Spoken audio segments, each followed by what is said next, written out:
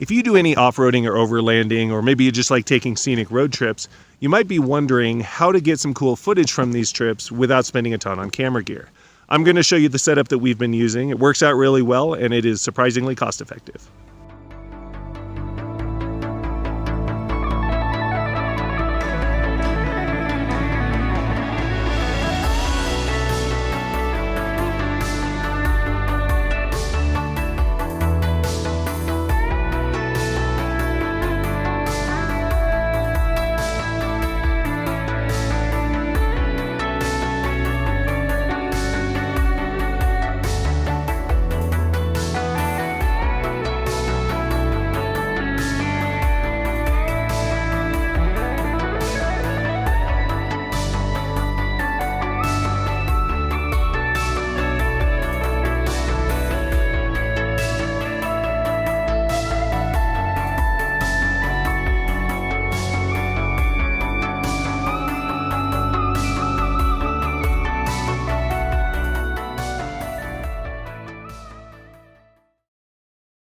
For the travel videos I make with my boys, we base everything on a 2-camera setup.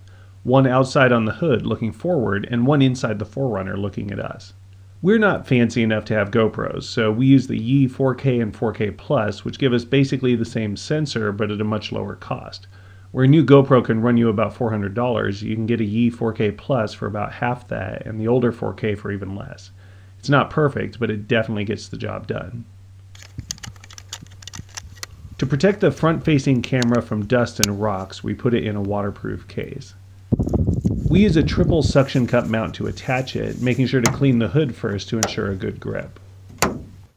Before taking off, you definitely want to check to make sure it's level and pointed straight ahead. This is nasty, but sometimes in the field it helps to give the suction cup a good spit shine to make sure it stays tight. For the rear-facing camera, we just use a single suction cup mount attached to the windshield. And now you can see and hear me while I'm driving. This is great if you want to do a talk track during your trip.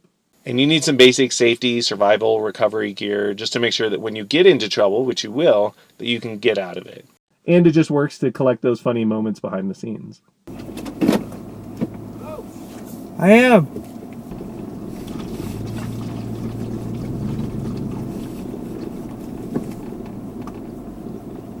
You were standing on the wrong side.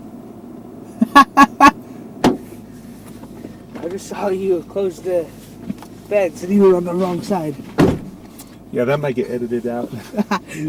Well, I don't think that was in the footage. Oh wait, the rear view. It's Mason. That's it. We're keeping that footage.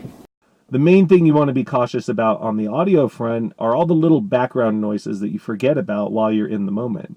If you have stuff in the back that's jangling around or boxes banging together against each other, all that noise is going to come through. The one that always gets me is my keys jangling from the ignition while we're off-roading. You tune it out as a driver, you don't even notice it, but then you go back and watch the video and realize you have this key jangling sound through everything. So you want to take a listen as you're driving, try to hear little squeaks and bumps and thuds and jangles and all the little sounds that happen in a car, and try to get rid of those. Sometimes I've taken blankets and put them around boxes in the back. I've repositioned things, whatever you have to do to kind of make this a little studio environment. Now, it's okay to have some authentic background noise, and you don't need to tune it all out and make it studio perfect, but you want to make sure it's not getting in the way of what you're trying to film. And then, of course, we use a drone for that eye candy footage of majestic landscapes. The new Mavic 2 Pro runs about $1,800, but I actually use the original Mavic Pro, which you can get for about half that much. So that's our setup. We've beat the crap out of this equipment over dozens of dirt road adventures over the last couple of years, with some trips lasting hundreds of miles, and we are still using it today.